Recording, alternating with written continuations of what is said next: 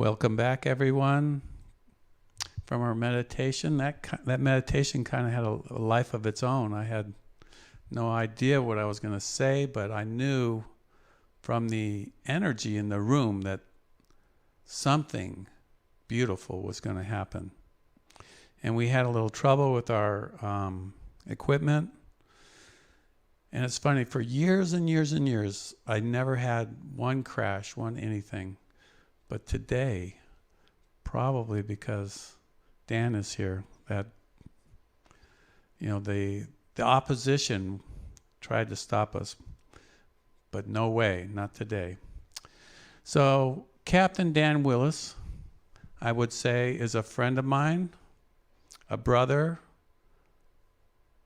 someone who I met at Questhaven that I immediately resonated with as a heart of gold, as an emanation of the Christ Spirit in form. To have that reflected to me was a treasure in my life, and the reason why I continue to go to Questhaven for years and years and years.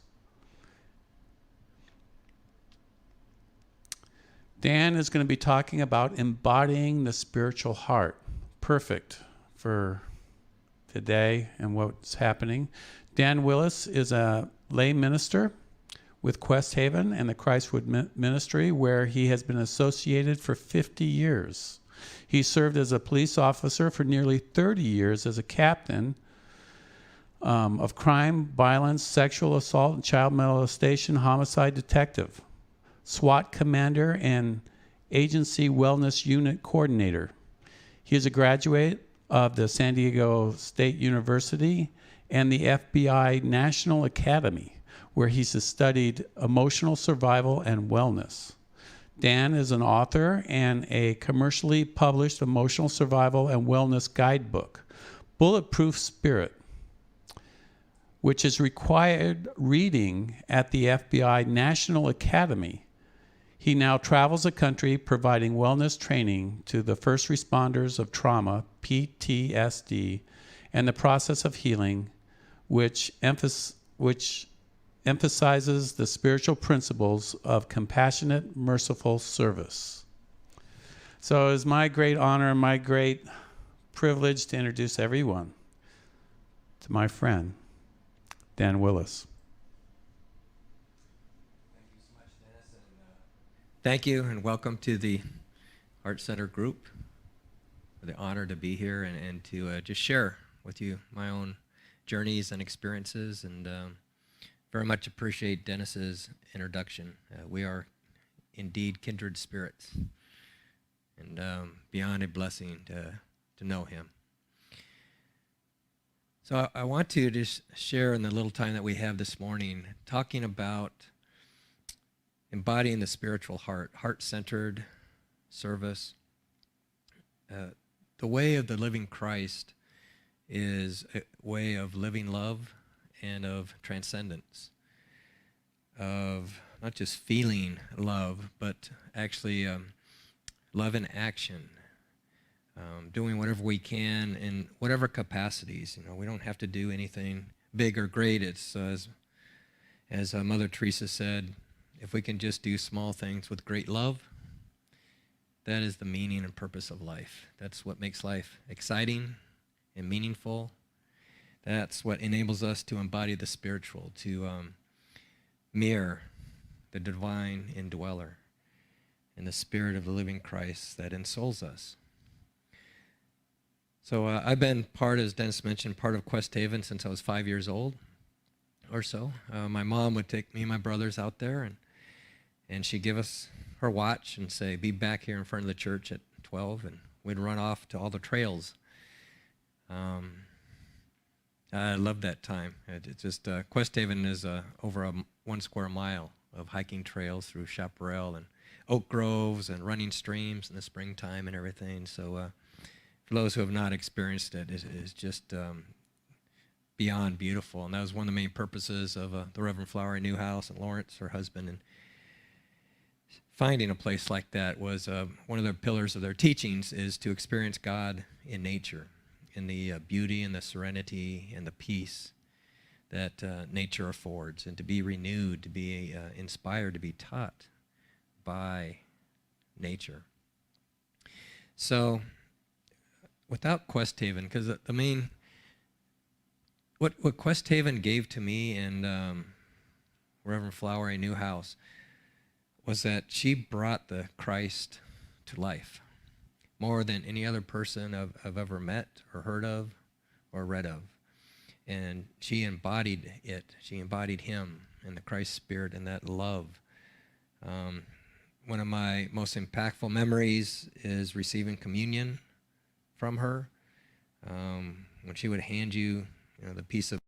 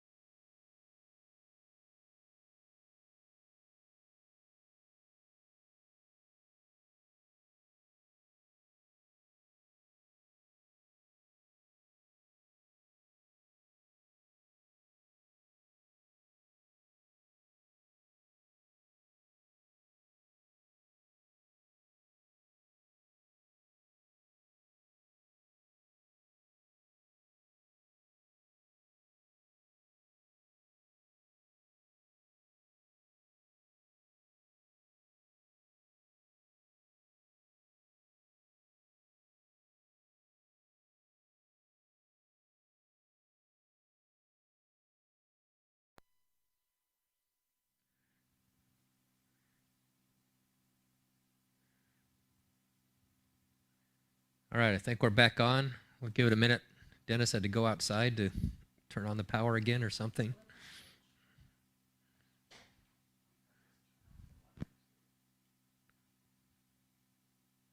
We are all right to go? All right. So I was saying before the power went out, receiving communion from Flower is when you look into her eyes, it's really impossible for me to describe the love and just the tremendous spiritual power that just came through her. There's just a depth of love that I've never have experienced. That was when I was a smaller kid, and it's never left me. And what Questhaven gave to me was this reality of the Christ is what led me to want to be a police officer. And I am open to any questions anyone has about police or cop or what it's really like to be a police officer, or what are police officers like? Are they like the media portrays them and everything? I guess you can type in questions, or we have people here as well with us. Please feel free to just stop me anytime. I'll answer anything. But my whole purpose in being a police officer was wanting to do something for Christ, to bring through that love and compassion and mercy, to try to make a meaningful difference, to try to help people, which is probably a slightly different image you get from the media. And just about every officer, pretty much every officer I knew in 30 years became a police officer to help people. Now, over the years, with all the, I'll talk about trauma in a little bit, but with all the traumas and the things that we deal with day in and day out, often officers lose that, and they become calloused. They can become jaded.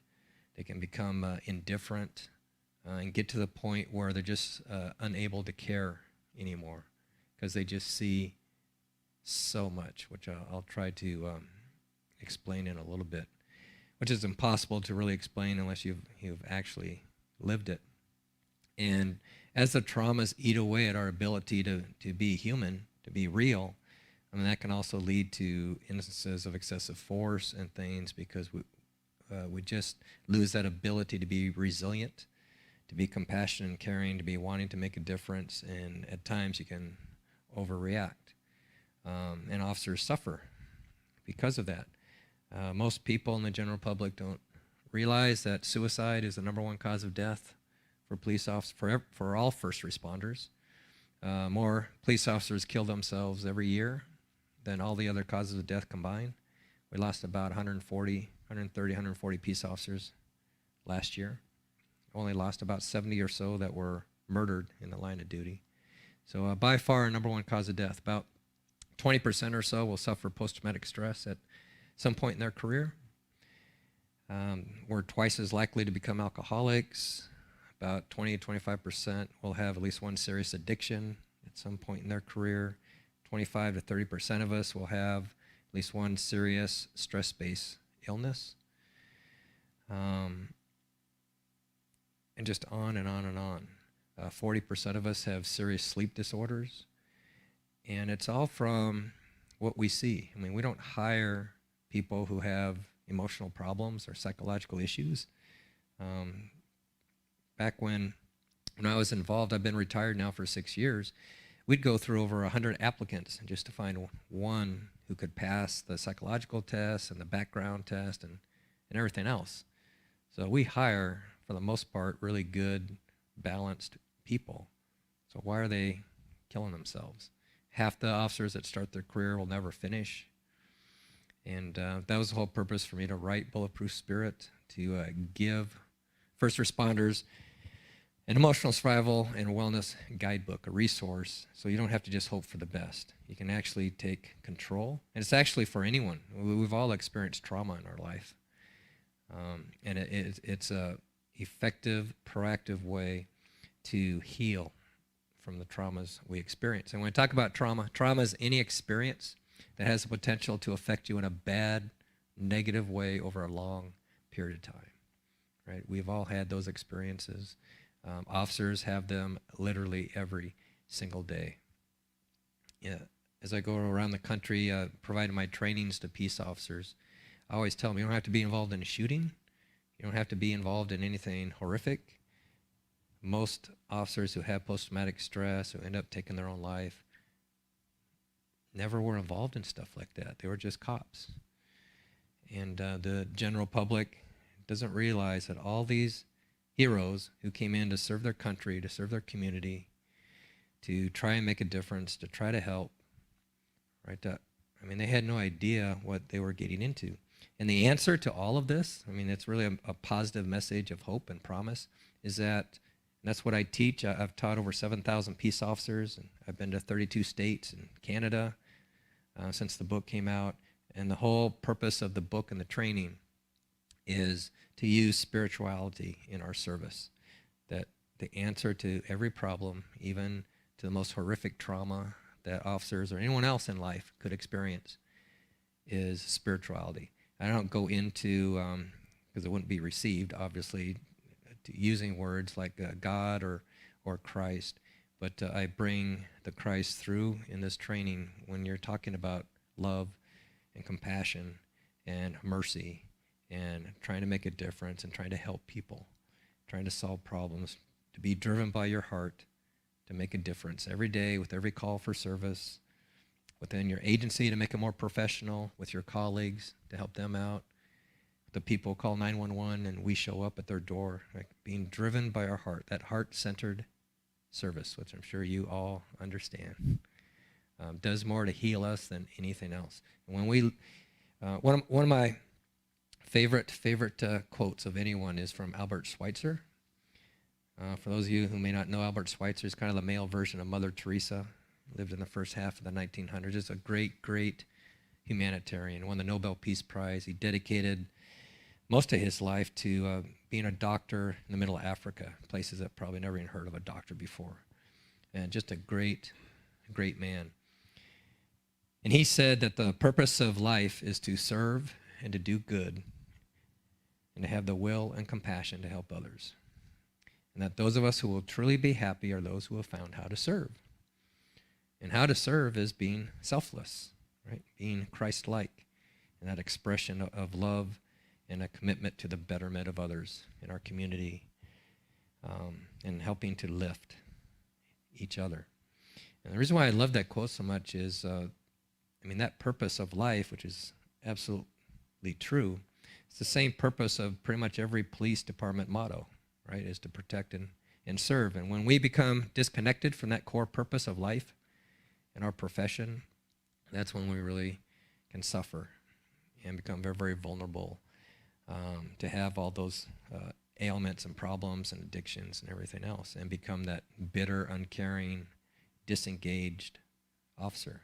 Because if that happens to you or in your own personal life because of what has happened to you, those negative things that can cause suffering, then you're no good to anyone. If you're not able to see crises and sometimes terrible things as opportunities, as challenges, as opportunities to grow, to learn, to heal, to become more whole, as opportunities to practice wellness, to do something that is going to help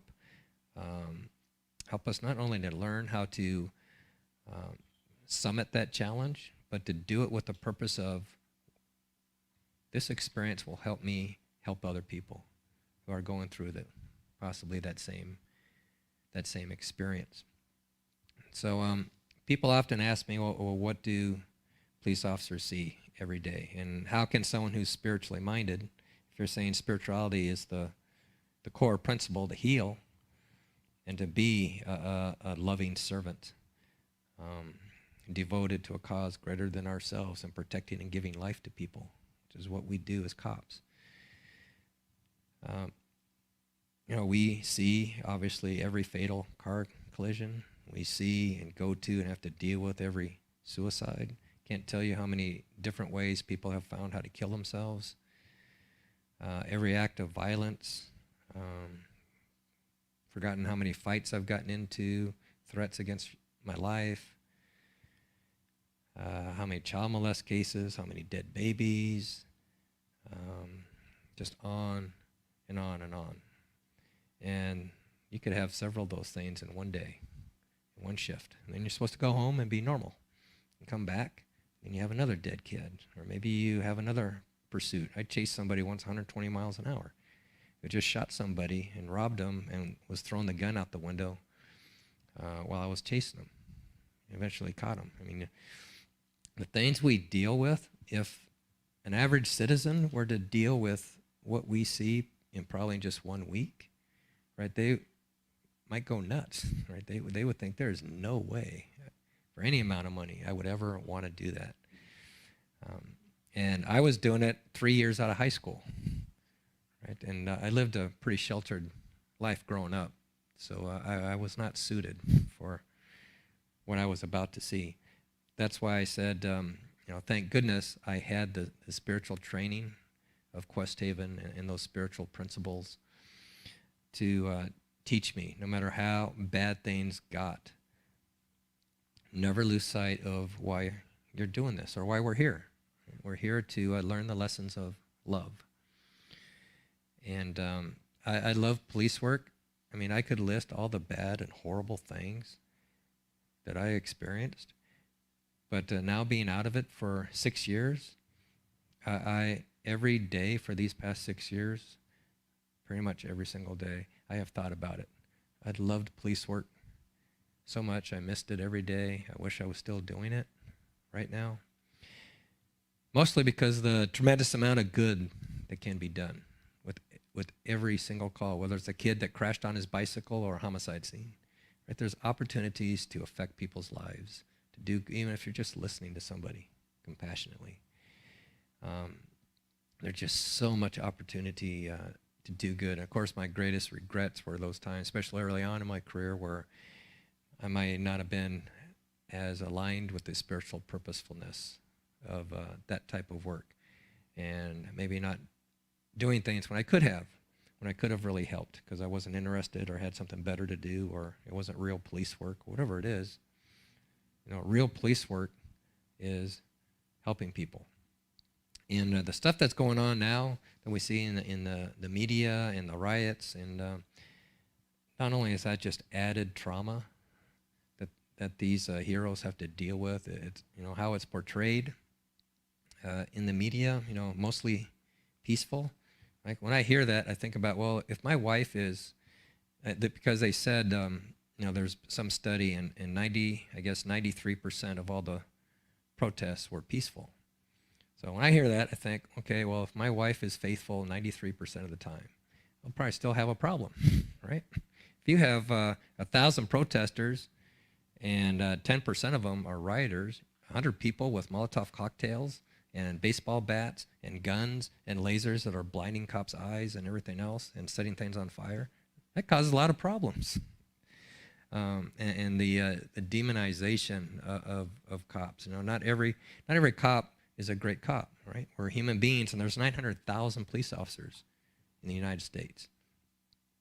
And some of them may have had problems and somehow got through the hiring process, or things happened to them through their career, or trauma has affected them, and they've changed, because this job can truly change you into someone that our loved ones don't recognize, change us into someone that we don't recognize.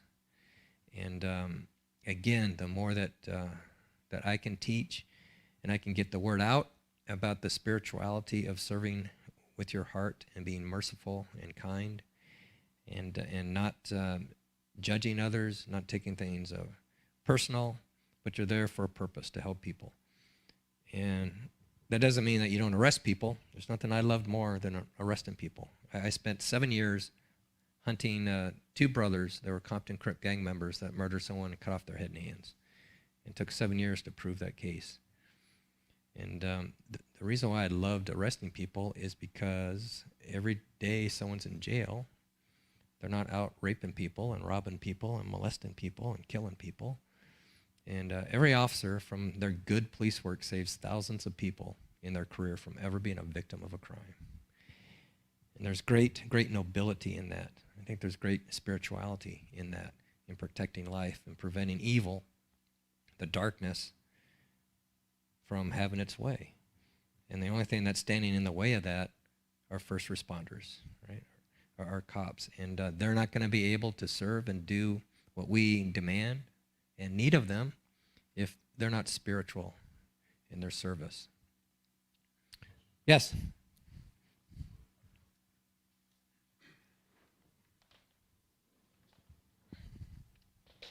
So you're saying you got into this career at a very young age, and there's times where you didn't bring that aspect into your work. At what point did you, it was like an aha, like you had the training growing up, the spiritual training. What was it that was like one day you were like, wow, I really need to use this, or something happened that just said, you know what, wow, this is what really made the difference. I have to keep doing this on a daily basis. A great question, Aaron. Thank you for asking that, because there really was an aha moment that was kind of the fork in the road, where I could have been that person that ended up maybe starting to drink. Or I went through my whole career basically without drinking, thank goodness. Or could have done who knows what. Instead, I took the other. And it was 7 years on, and I was at my stepdaughter's. We're having a birthday party for my stepdaughter. And everyone was running around having a good time and everything, laughing and playing. And I remember just sitting off in the corner, just kind of in this daze, and feeling disconnected from her, from my ex-wife, from my family. I just had this like a lightning bolt that I wasn't able to really feel anymore. I wasn't happy, I wasn't sad, I was just kind of a flat line. I call it being emotionally dead inside, where you just don't feel, right? I just realized, wow, how did I get like that? That's not me, right? And to be indifferent, uncaring, disconnected from people, I mean, that's not human, right? You're not going to survive like that. Being disengaged with life. And it just kind of hit me while I was sitting there in the corner watching everyone have a good time. And my guardian angel or whatever just kind of made that realization come to my conscious awareness. So I realized that's not me, and I've seen that in many of my officers, and it almost never ended well. So that was my kind of wake-up call and my motivation to kind of rediscover those things that breathe life back into my spirit. Like a lot of officers, they just kind of, I mean, we work 12-hour shifts. So either work from 6 at night till 6 in the morning, 6 in the morning till 6 at night. So when you get home, you don't feel like doing anything. So often hobbies and interests and our connection with friends and stuff, just doing things with family, just kind of goes by the wayside as a way to survive, because you're just trying to get enough energy to go and work for another 12-hour shift. That's if you're lucky. You know, if you arrest somebody at the end of your shift, you're there for 14 hours or 16 hours or whatever. So that was my wake-up call, and I had that foundation there. It just kind of got pushed back in the back of my mind with the stuff I had seen over the career.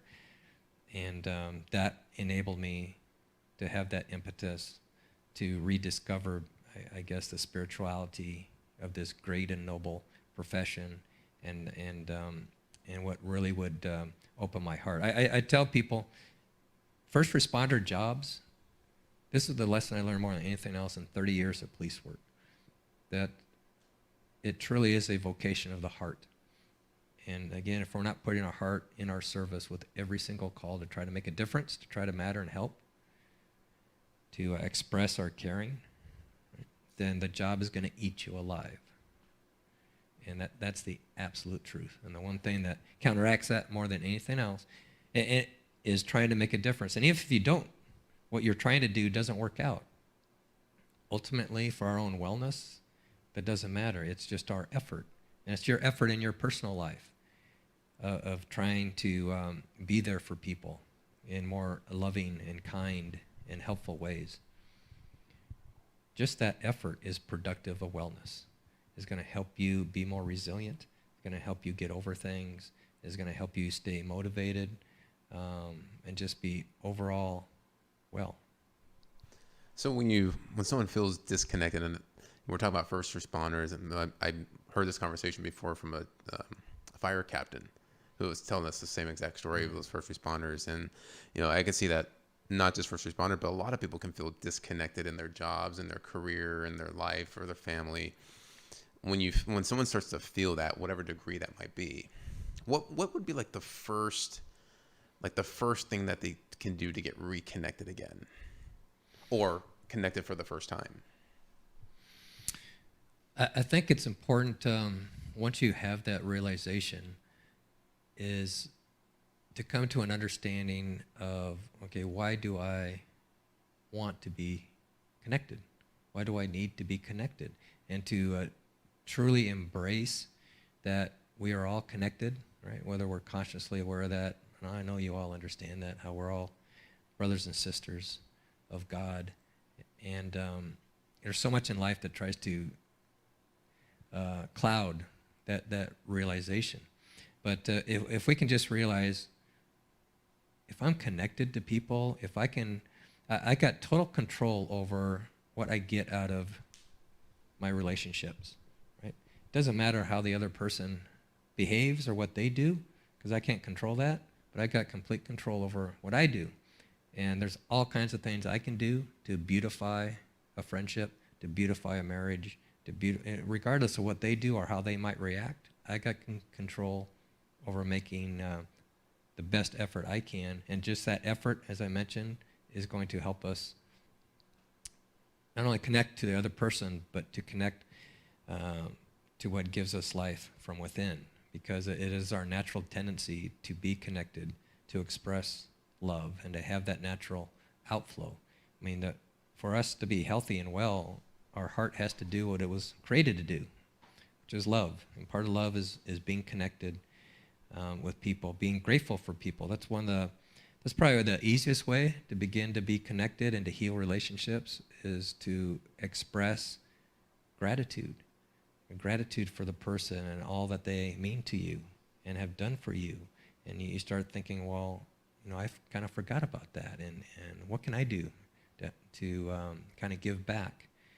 And that's when you start, because that's hard for someone not to react positively to that, when you are grateful to them and you're expressing gratitude and appreciation for them.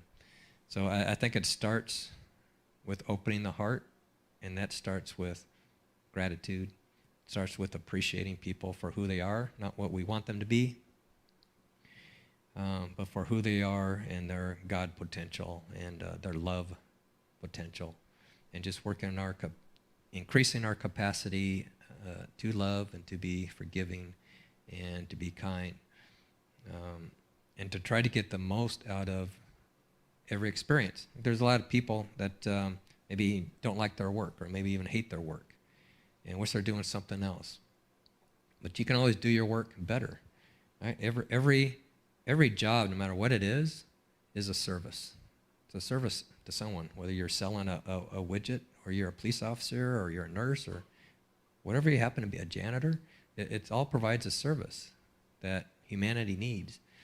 And again, like Mother Teresa said, doing small things with great love, that is what's going to help life become more meaningful and more beautiful. Thank you.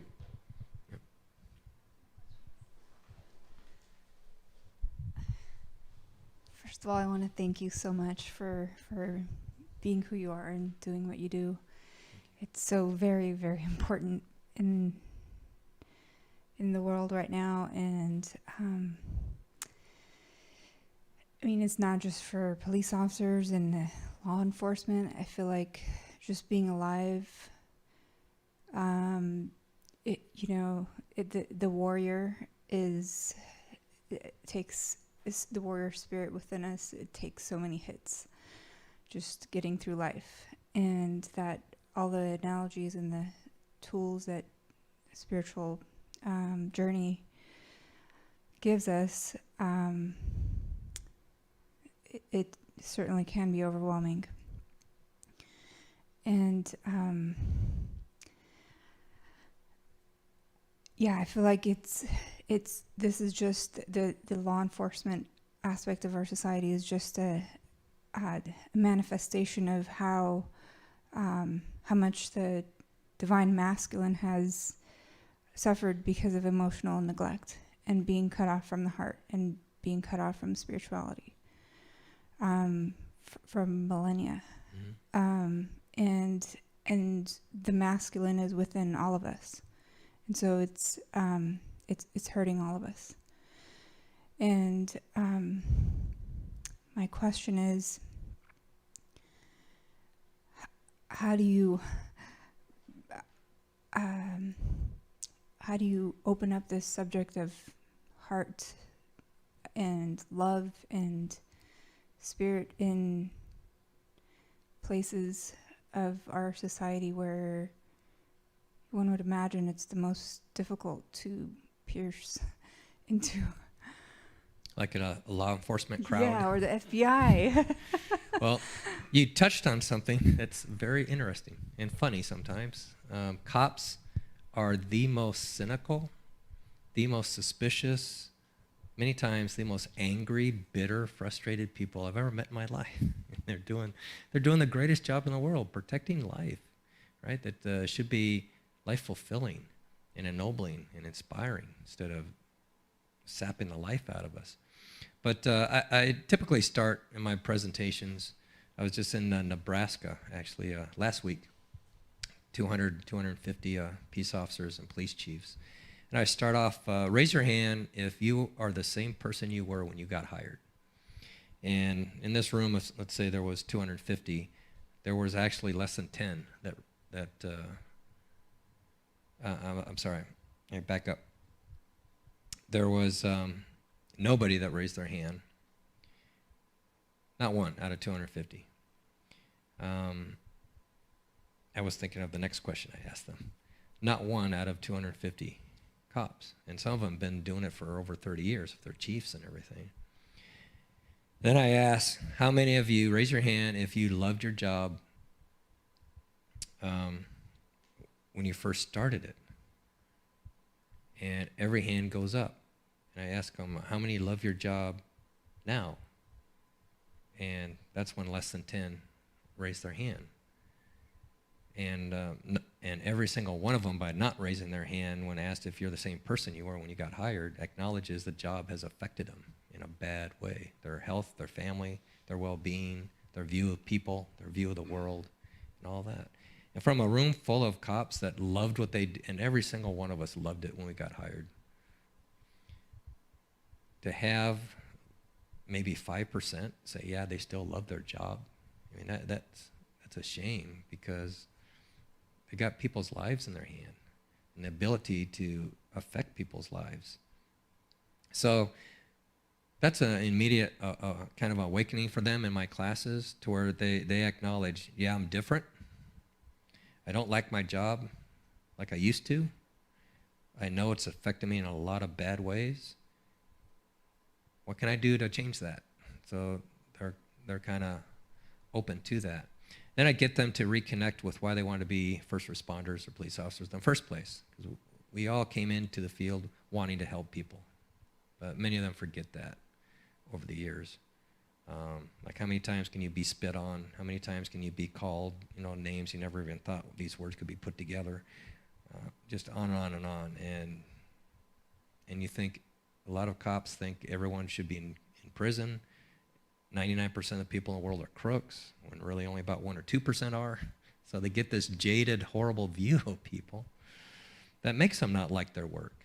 And that's what makes them vulnerable to suffer all the mental and emotional impacts. So just by letting them understand they are different and that they're not helpless to change that, and this is how you change it. And I go into that lesson, that this is a vocation of the heart. And even the most hardened cop knows that, right?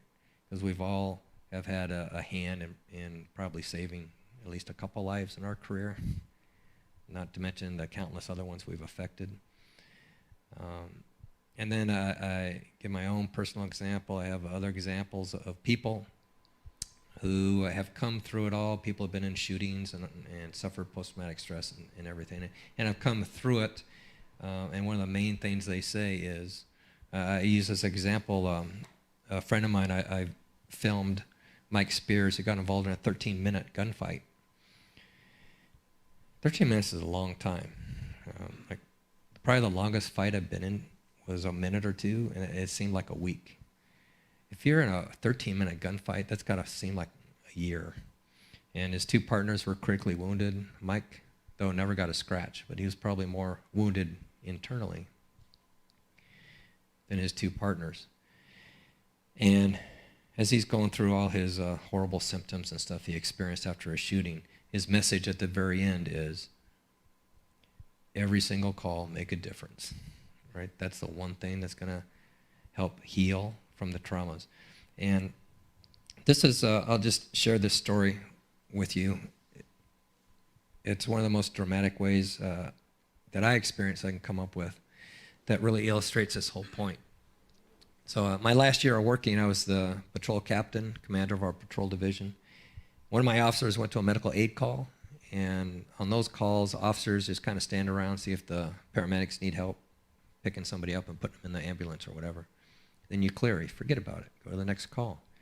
So this was an older couple in their 70s. They were both very, very frail people, very, very poor. And the wife had congestive heart failure. She was having problems breathing, so the husband had called 911. By the time my officer got there, the paramedics were already there, working on the wife. And as he tells the story, as he stepped into this house, the air inside was just so disgusting, and the house smelled so bad, and there was trash all over the house. We've been in many places like that. This is one of the more disgusting ones, which I can verify because I went there a few days later, and it was pretty bad. So instead of doing, what probably most officers would do, just hold your breath and count the seconds until you could get out of there. He worked for me long enough, this officer, that people mattered to him. While the medics were working on the husband's wife, he started talking to the guy. The officer notices there's mold all over the walls, there's mold on the wood floors, there's rotted out holes in some of the floors. It was just as beyond a trash dump. The backyard was just filled with garbage, and he just starts talking to him, right? Because he cared. So, what's up with all the trash? And the husband said, well, we're so poor, we haven't been able to afford trash service in 3 years. So we just kind of make do. Think about what your place would look like if you didn't have trash service for 3 years. And he keeps talking to him and finds out that their gas and electric was about to be shut off. They hadn't paid their bill in several months. They hadn't had a heater that worked in the home for a couple of years. Their washer and dryer hadn't worked for a year or two, and they couldn't afford a repair person, so they weren't really washing their clothes. And the husband shared with the officer that in the previous 4 days, the only thing he and his wife had to eat was one sandwich that they shared. And the officer asked if he could look around. He opened up the cupboards and the refrigerator and everything, and they had nothing. I mean, these people shouldn't have been living on their own, probably.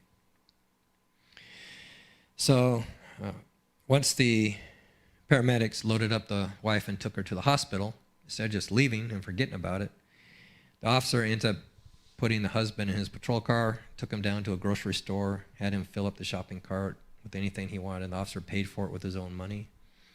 He then called the sergeant, told the sergeant about it. The sergeant went to a local church and arranged for some home-cooked meals to be delivered over the next week or two, so hopefully when the wife was home recuperating, they'd have something decent to eat. And the officers tell me this story in my office with some of the other officers, and we just kind of collectively decided, well, let's see what we can do to help these people out. So with just one phone call to social services, we arranged for a hot meal to be delivered once a day, 7 days a week for free. They didn't even know they were eligible for that. We found a company that came out and put in a brand new heater for free. I contacted a trash company, had them donate 2 40-foot dumpsters, and our police chaplain, several of my officers and I spent 2 Saturdays and we cleaned up the entire property. We filled those 40-foot dumpsters to overflowing. There was so much trash around there. Then we collected some money and we actually paid for their trash service a year in advance, so hopefully they won't get like that. I had our public works guy off duty go and work on their washer and dryer, and he's able to fix it, so now they could wash their clothes. We treated all the mold, got rid of all the mold, made the repairs, painted a lot of the inside of the house. Every once in a while, they needed money for rent or they needed money for food, and we would help them out with that. Probably the main thing we did was just let these 2 people know the world didn't forget about them. The beat officer would go by, hey, Mr. and Mrs. Kitchell, how you guys doing? You need anything? I mean, what's that take? Minute? 2 minutes? If they needed something, we'd help them out. I was going there several times a week, doing the same thing. We also, I forgot to mention, contacted San Diego Gas and Electric, negotiated their bill way down, then we collected some money and paid that off too. So this was going on for about 6 months, and I was over there visiting, and the husband said, you know, Captain, just wanted to thank you and your officers because I never thought anyone would give a damn about me and my wife. And he actually passed away a couple weeks after that. He had bone and lung cancer, which nobody knew about until after he passed. And with his death, she had way too many expenses and everything. She couldn't come close to paying her rent or even getting food. So we helped her out with that again. Did all kinds of things with her, to taking her to the Social Security office and helping her get her affairs in order and just all kinds of things. And I was thinking, okay, this is 6 months we've been helping them out. Now she's just her alone. How much longer are we going to be able to keep helping her? And I asked her if she could find her rental contract. This was just a rented house. So she found it. She gave it to me. The landlord had written on the very top, as is, thinking that absolves them of any responsibility to have a livable house. So I didn't know anything about the landlord-tenant laws, but the Business and Professions Code in California is like that thick. A couple volumes, actually. And I figured there's got to be something, right? So I started going through it, and I found a section that said, even if you rent a place as is, by law, you still have to have a heater that works. You have to have running water. You can't have mold all over the place. You can't have rotted floors. You got to have smoke alarms, just all kinds of stuff. There's a $500 fine for every one of those violations. So I wrote up a list, added it all up. It was multiple thousands and thousands and thousands of dollars. And I contacted the landlord and pushed him hard enough that he agreed to come down and meet with me. And I'm showing him this list of violations, saying, look at all these thousands of dollars you're going to pay for making these people live in a dump like this. And then I told him, you know, I'm a captain. I can make all this go away if you agree to lower her rent $500 a month forever. And he thought about it, And I kept pushing the list of violations in front of him. And he goes, I don't have to pay anything. That's all he cared about. He cared less about these people. I said, nope, make it all go away. Lower her rent. He thought about it some more, and he ended up doing it. He lowered her rent. I think it was $500. Might have been a little bit more, to where she never had to worry about paying her rent again on her own Social Security. And I like to say that that's the only time in my career where I committed extortion. For a good cause. But the reason why I love telling that story is because this is the effect it had on me and my officers. It's like this. Imagine a screen that's completely blank with a line going right down the middle. And I tell the officers, on the left side of the screen is just a list of every bad, negative, traumatic, stressful, terrible thing that broke your heart that you had to deal with because of work. On the right side is a list of every good, positive, kind, merciful thing you did to try to make a difference, to try to help. For every just one thing on the right, that good, positive thing that you do, every one, it erases a lot of the negative, bad stuff that has made you suffer over the years. It's not a one-to-one thing. Every good thing erases several of our past traumas. I tell them, I just say that's how God wired us up. That's how our minds, our brains work. So the more good, positive, loving, merciful things you do, the more you're going to be able to unload and work through constructively the bad traumas. Because trauma is not only poisonous to our inner spirit, it's cumulative. And it gets to the point where your brain actually gets injured. Your brain's ability to process an event or a series of events of traumatic instances. And that's what post-traumatic stress is. I don't know why they ever call it a disorder. When you think of a mental disorder, you think you're screwed up, you're mentally ill. It's an injury to your brain. When you think of an injury, you think of healing and recovering. And people are healing from post-traumatic stress from the most horrific experiences, child molest, abuse, sexual assaults, whatever. Because when you treat the trauma and you restore that brain's ability to deal with something, to put it in its proper perspective, and then being able to file away in your memory, which it hasn't been able to do, then your brain has been healed from that trauma. And people tell me all the time, I got unstuck. Because with post-traumatic stress, people tend to relive things over and over and over and over again. With all these horrible negative thoughts and emotions that all entangle themselves in that memory. And every time something triggers that memory, they feel like they're being re-victimized. And once that gets healed, all that's left is the memory. Not all the bad, negative, horrific feelings and debilitating, crippling symptoms. So again, those good, positive, loving things helps erase those traumatic incidents in our life. And also, when things just don't go away, I always sing the praises of the post-traumatic stress treatment called EMDR. It's called eye movement desensitization and reprocessing, EMDR. And I've had it done myself, an incident that bothered me whenever it got triggered and I remembered it off and on for 25 years, went away after one session.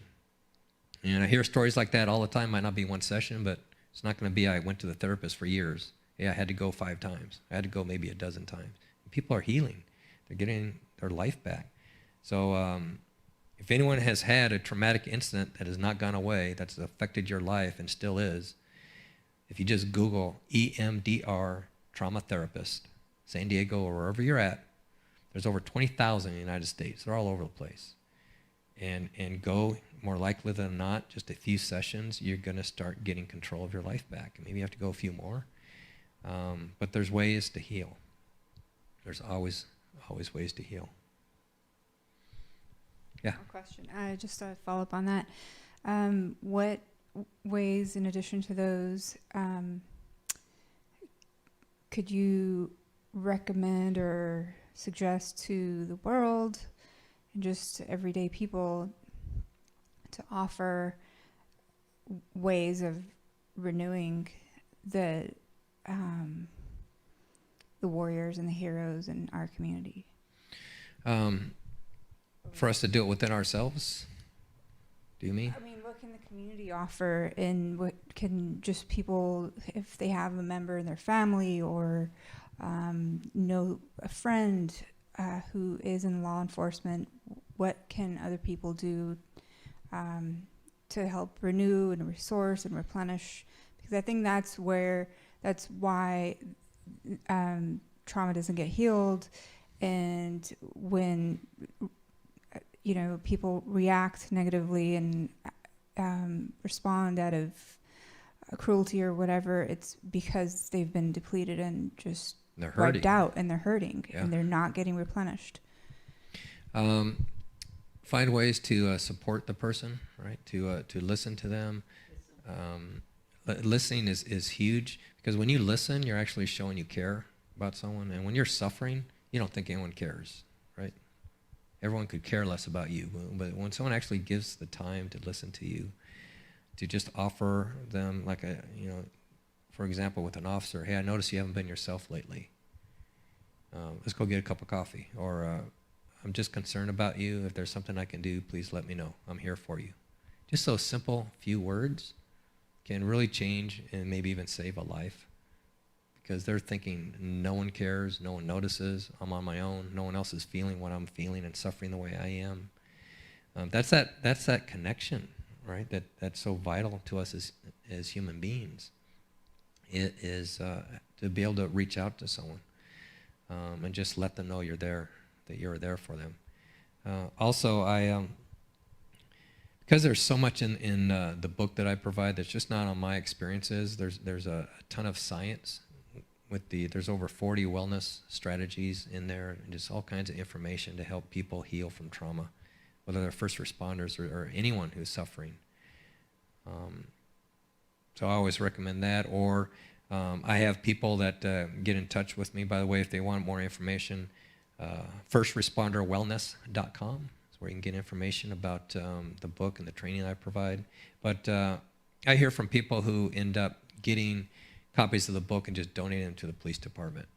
Or most police departments, first responder agencies have peer support teams, at least getting some books, or if not that book, some other resources, just to this peer support team and let them disseminate it. Just whatever you're able to do. Just even walking up to an officer and paying for their lunch. Like, I've had that happen a few times, and I remember every single one, where I was, right? And there's some of them are over 20 years ago. Or a woman once just pulled up to me when I was sitting at a stoplight, 70th and El Cajon Boulevard. She rolled down her window. She goes, I just wanted to thank you for what you guys do. I never forgot that. That was over 20 years ago. So, because we don't hear stuff like that. All we do is we deal with people who hate us, who are fighting us, who are trying to get away, who want to kill us, are lying to us. And we don't get the people that say, we love you. Thank you for protecting us and being there. I also want to, might be short on time here, but I wanted to leave people with something that we can all do every day, no matter who you are, your experiences, to help you get through difficult challenges and traumas and help stay centered. Is I tell people, we make decisions all day long. And most of us aren't aware you're actually making a decision, because we're creatures of habit. And we're just do things out of routine. But really, every single thing you do all day long, you have options. You could have done other stuff.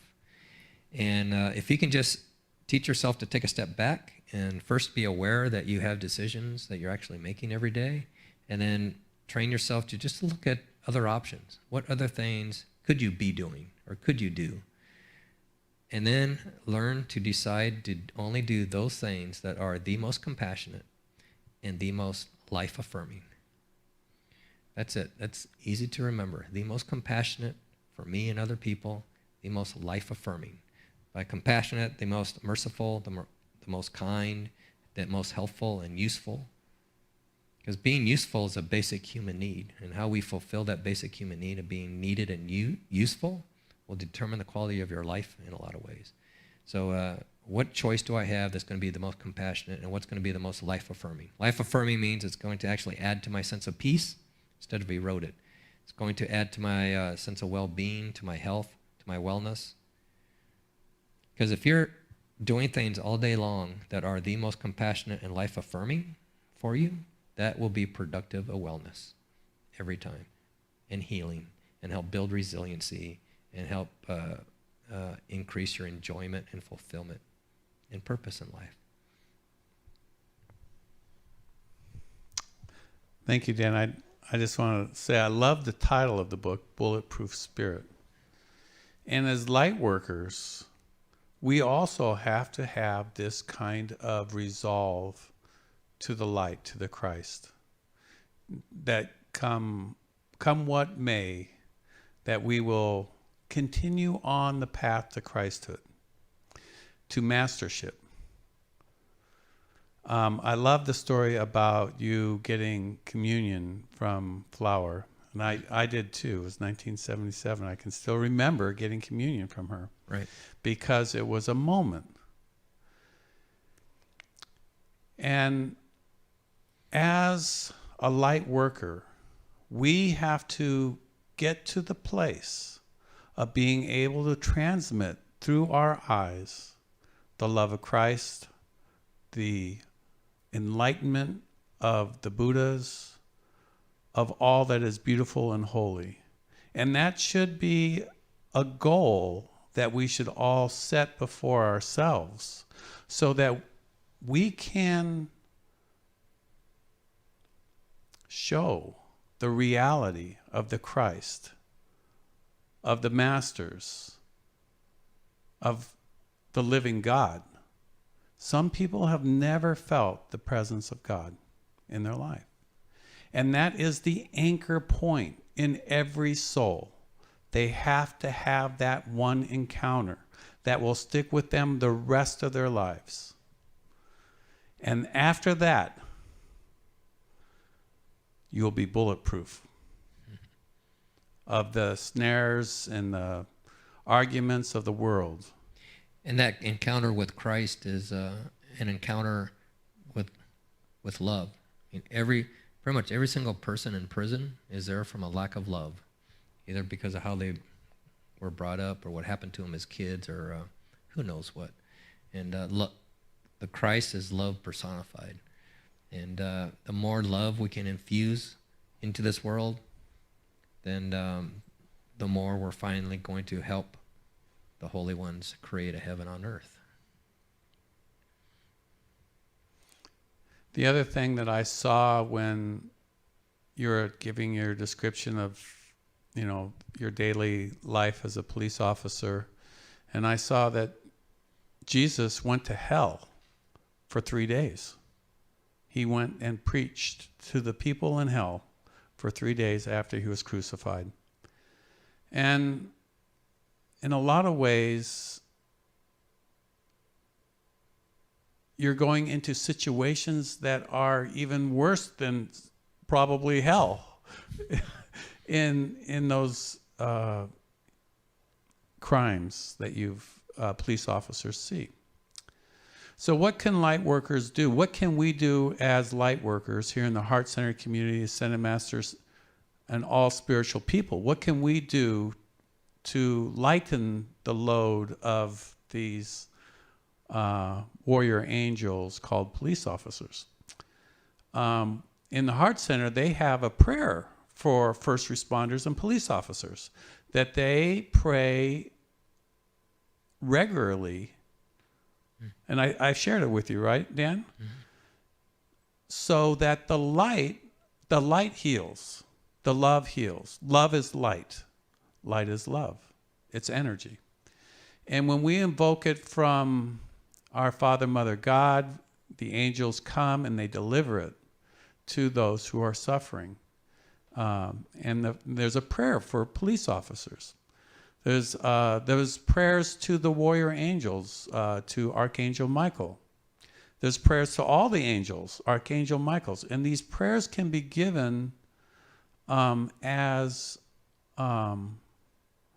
they're rhythmic prayers. They can be given in such power and light that they funnel down from heaven these megawatts of light that make the difference. So light workers we can, as a spiritual community, make those prayers to lighten the load that some have to carry, the military and the police officers and firemen, doctors and nurses, and all those in those category of serving, even ministers have quite a load to bear.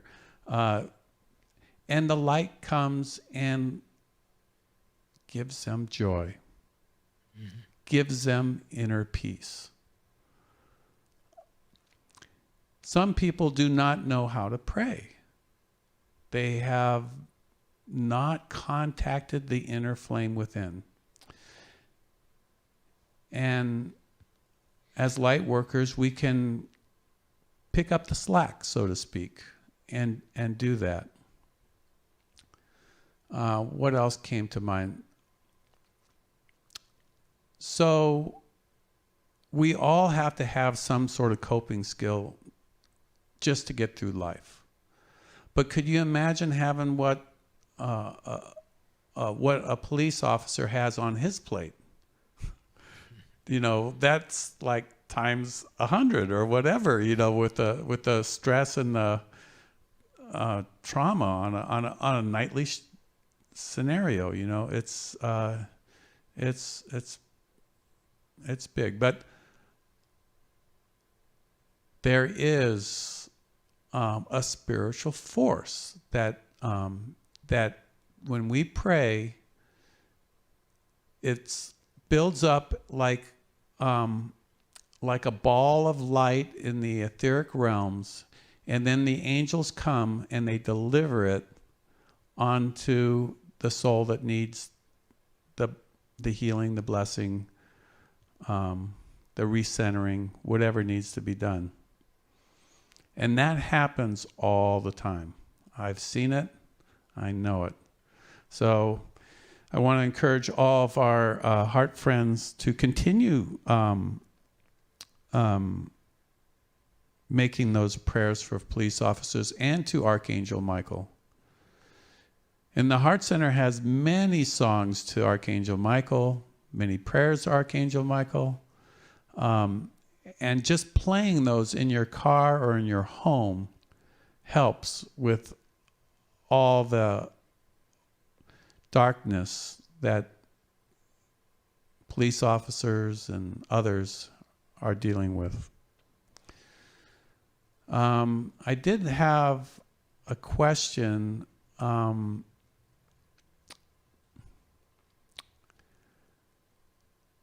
But now I lost it for you, Dan. If you're interested in the book, I will have a link on the YouTube channel and on the Facebook where you can purchase the book on Amazon. I'm buying a book tonight. Have Dan sign it for me. And I'm going to ask the Heart Center to carry it on their website, on their books, on their book list to have. I have to read it first. But I feel it's an important book that needs to be out there. I can just feel it. Is anybody else have any other questions?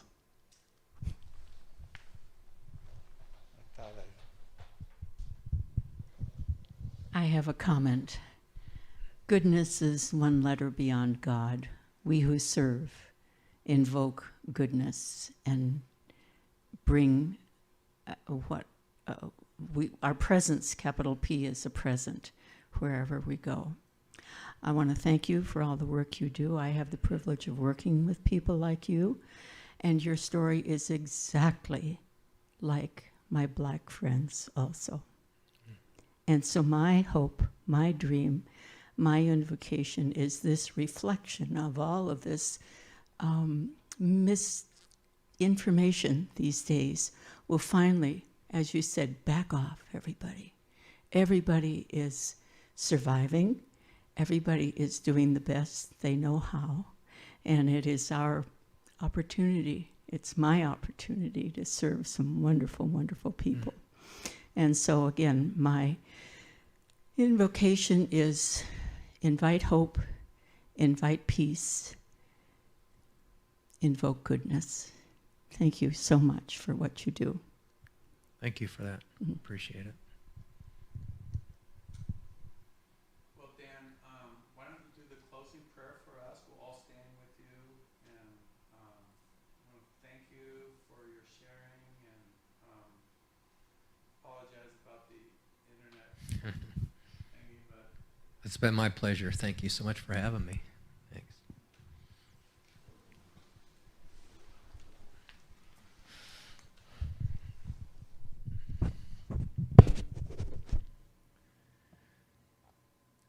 O wondrous and eternal, beloved Lord Christ, Christ of our heart, the embodiment of God love outshining. Bless every heart that is sorrowing, every person who needs upliftment, every person who may be ill or suffering in any way. May God's love be channeled through and within them to bring people into greater wholeness, to greater peace, to ever widening experiences of love's grace. May our world come together as one, as Christ and us are one, forever in God. In Christ's name, amen.